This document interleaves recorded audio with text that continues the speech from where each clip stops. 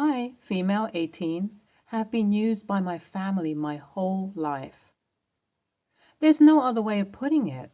My dad and my stepmom have systematically tried to break me down so that I would never achieve my full potential and be around to help them deal with their shit.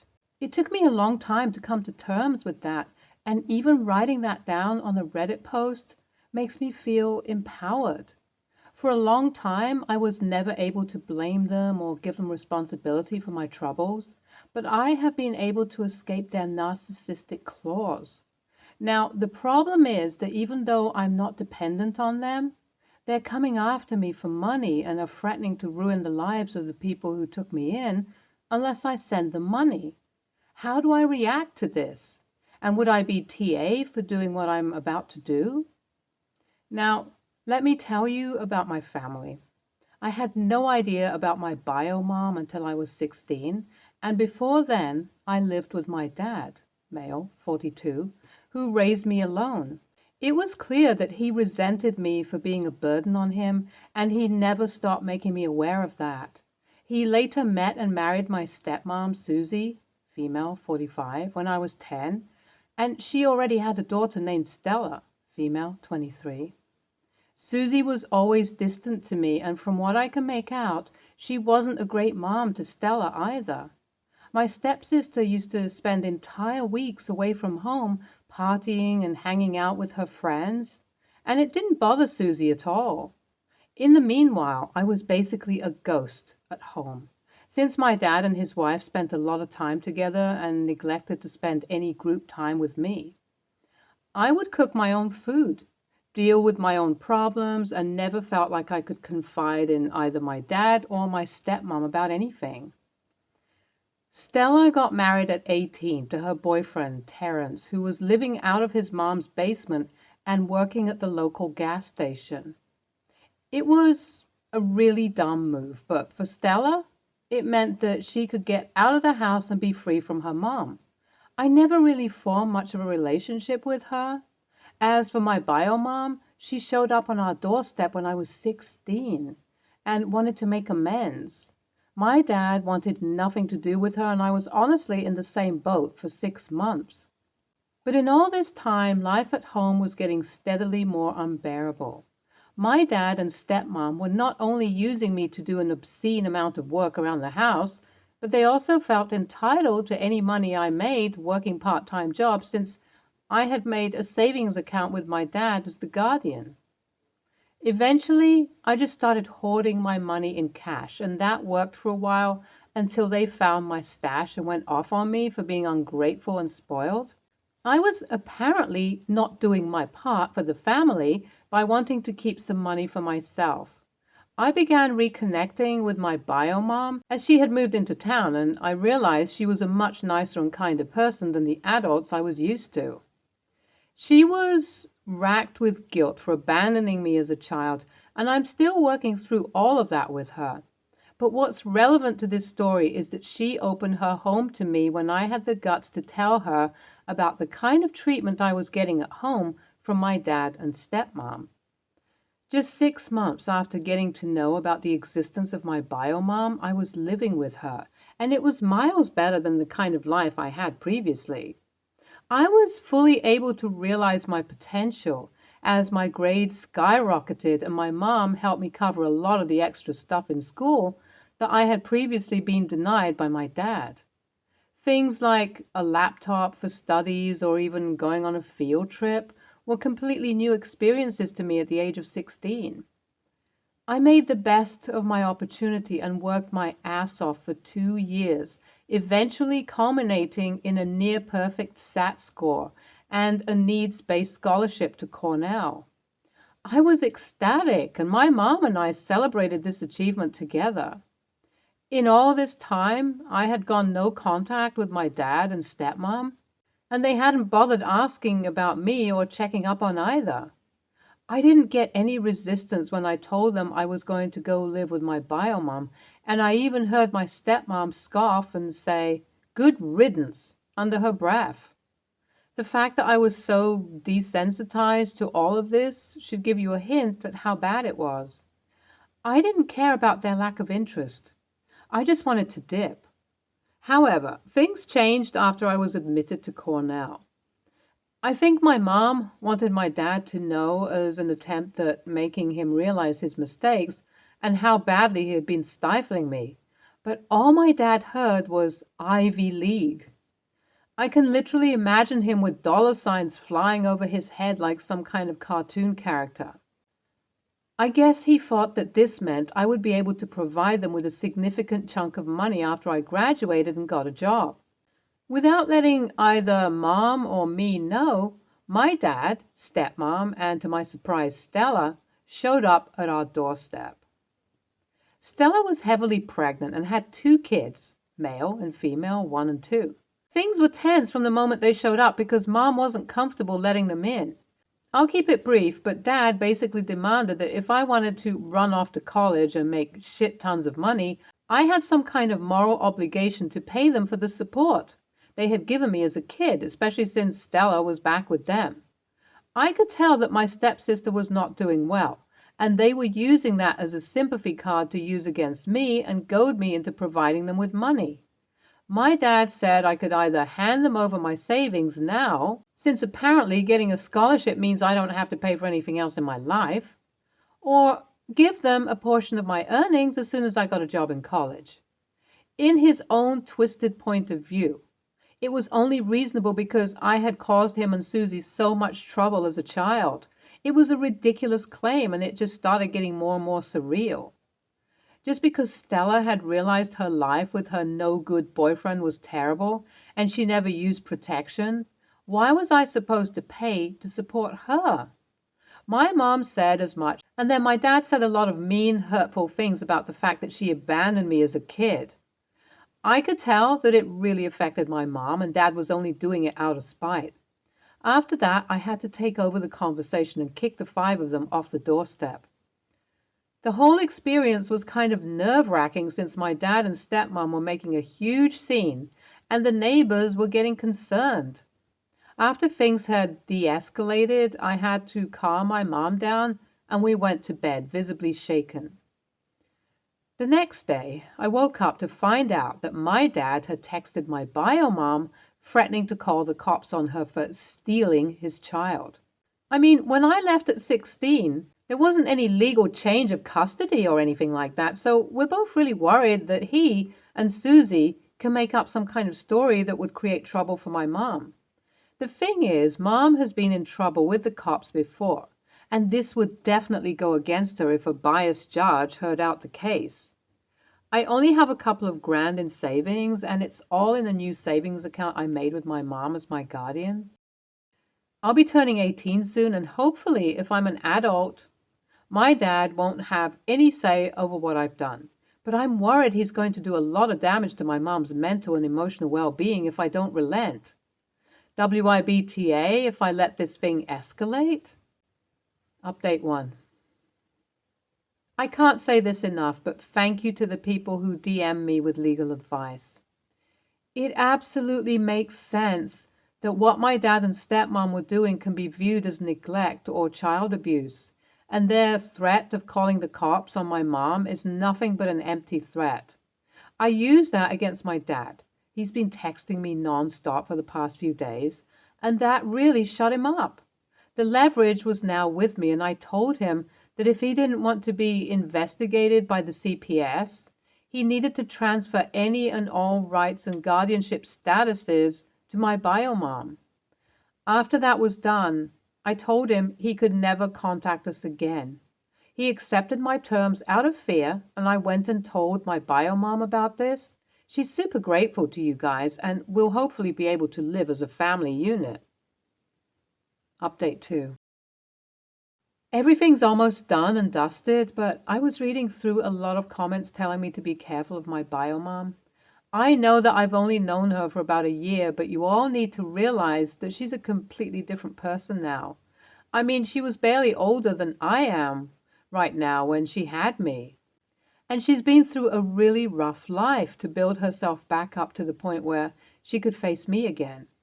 I know that it's a deep issue that's not going to be solved in a day, but did you all even read my post? Do you have any idea how bad my dad is? I think I made the right decision by letting my bio mom be my legal guardian, and I think that's going to be my final decision. Update 3. I've started college. I know this post is basically dead by now. Crazy uproots, though. But I just wanted to say that being with my mom has been great.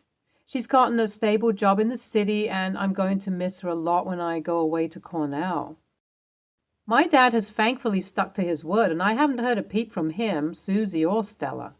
Out of all three of them, I hope that my stepsister is eventually able to pull herself away from the life she's living right now.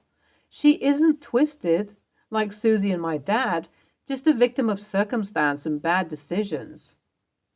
NTA, your dad needs a reality check.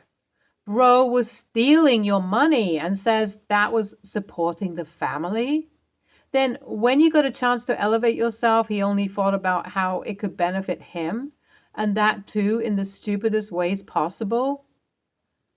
NTA, but I feel so bad for your stepsister. She's going down a self-destructive path, and it doesn't seem like anyone will help her. Next story. I, 37, female, am a single parent to my 13-year-old daughter Anna. It's been only us ever since my husband passed away in a car accident 5 years ago. Losing him was very hard, but we have slowly been able to come to terms with it. Lately, Anna has picked up the habit of wearing her dad's clothes. Nothing much, just things like hoodies and some shirts of his. I don't mind because it's a good way for her to keep her father close and she doesn't look weird in them. Last week there was a family gathering at my mom's house. Anna went wearing one of her dad's old shirts and a pair of jeans shorts. When we got there, we said hi to everyone together. Then she went to hang out with my nieces and I stuck with the adults. While I was talking to my sister, one of my cousins, Beatrice, 45, female, decided to butt in the conversation to talk about the way Anna was dressed. Beatrice is, for the lack of better terms, a bitch that uses her religion as a way to mind other people's business, so that did not surprise me, but it still annoyed me. She has 5 kids, 1 son and 4 daughters, so she thinks she's the best person to give parenting advice in the entire family. She went on a whole spiel about how I'm a bad mother and how I should stop Anna from wearing male clothes because that would result in her ending up as a lesbian or worse. It could be a way for her to adhere to transgenderism while under my roof. Now, I wouldn't care if my daughter was gay or a son, but like hell, am I allowing someone to say that shit about her just from the way she dresses? I just sort of snapped and told her, look who's talking about being a bad mother. Isn't your son a bum? Didn't all of your daughters run off just to get away from your annoying ass and shitty parenting? Better a gay kid than whatever the hell you got going on. You're the last person I want any advice from. Stay in your lane. Plus, a bunch of other things I can't remember right now because I was that mad. As y'all can imagine, she didn't like that. She started crying, then left. Now I'm getting flack from some people in her side of the family for being so mean to her. Because even if what I said is true, I shouldn't have snapped at her like that when she was just being concerned about me and my kid. When I know she's been having a hard time with her family and that I should apologize. Now I'm wondering if I'm in the wrong here. So AITA? NTA. Now I'm getting flack from some people in her side of the family. Good. You've just exposed all the bigots in your family that care more about politics than they do the well-being of their own family. This is a pretty cut and dry win. Those people are worse than morons. Sounds like Beatrice can dish it out, but she can't take it. No one needs to just sit there and let her shovel bullshit all over them. Your daughter was wearing a sweatshirt meant for a man, and how can you even tell? Heaven forbid. NTA, she wanted to call you a bad mother but couldn't handle being called one herself? Weak. Also, what did she do to get all 4 of her daughters to run off? Like, did they do it together? Sorry if this is too much of a personal question, but I'm curious. Next story. My mom has 7 kids. 4 of us are now adults and 3 are still minors. 7 months ago, my mom lost custody. My 17-year-old brother went to live with his dad full time, and my 11-year-old twin siblings came to live with me. I'm married and have a 6-year-old son and 2-year-old daughter. We live in a 3-bedroom house, so my brother shared with my son and my sister shared with my daughter. My sister is great to have around. She's really helpful and fits into our household well. My brother, on the other hand, is more difficult. He's always been badly behaved, but now he's just so angry all the time. I don't blame him for this. I know he's just reacting to his circumstances and his anger is just hiding how upset he is. But it doesn't make it any easier. We have him in therapy. My husband got him to take up boxing. We give him lots of individual attention. We've tried all kinds of different rewards and punishments to curb his bad behavior, but nothing has helped much. 2 weeks, he was suspended from school. He ended up spending the week with our uncle. At first, it was just during the day, but he ended up sleeping over Wednesday, Thursday, Friday night. When he came back home Saturday, he said he had a good time and seemed happier than he had in a while. My uncle also said that he didn't really have any issues all week, and my brother was fairly well behaved. After discussing with my brother, my uncle, my mom, and his social worker, he is going to go and live with our uncle. I wouldn't say my brother is happy or sad about moving in with our uncle. When I've asked his opinion, he had only said he didn't mind, doesn't care. My older brother thinks I'm an ass for separating the twins and that whoever they live with, they should be together. He has even offered to take both of them, but I know my sister wouldn't like that because our brother has 6 sons and no daughters. I also think it would be a bad idea because he already has 6 kids, and right now the twins need a lot of individual attention. Despite feeling like I'm doing the right thing for my brother, I'm still feeling a lot of guilt for being someone else who is abandoning him and pawning off to another family member. AITA? NTA, your little brother seems happier with his uncle, and maybe living in a quieter environment will help him find healthier outlets for the anger he's feeling. I don't think it's bad that the twins aren't going to live together for now, and it's not like he's going into foster care or being abandoned altogether. Keep in touch with him, set up play dates or invite him over for dinner so he can still see you and his twin sister, and make sure he knows that you love him, want him to be happy, and that if things don't work out with his uncle, he's always got a place to stay with you. Also, just want to say kudos to you for caring so much. I imagine it hasn't been easy dealing with all of this, and it's clear that you really care about your younger siblings and want them to be okay.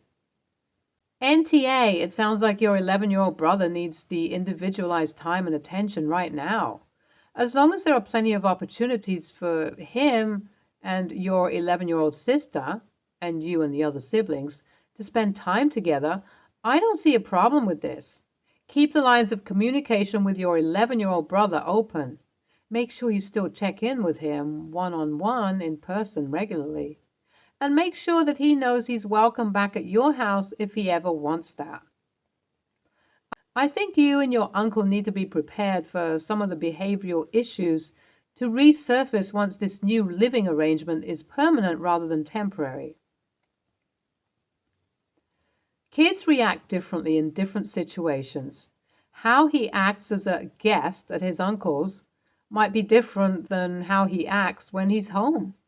Also, don't see this as giving up on your brother. You are trying to find the best possible living situation for him and have acknowledged that that may not be with you. You are only giving up on him if you don't work to maintain a relationship with him when he's no longer under your roof. NTA, it's a tough situation. You want to do what's best for everyone, which includes your own children, in addition to your sister and brother. It is very stressful for the entire family when you're living with an angry, troubled teen. You're using positive reinforcement. And your brother is in therapy, so you're using good strategies. However, your brother did behave better with his uncle and doesn't seem to have strong feelings against going to live with him. I'd say try it and see how it works out. Assure your brother he can come back to your home if he wants, and make sure he has as much contact with his sister as they want. Therapy is crucial. I hope it works out for everyone. Stay tuned for more stories from our girl relationships.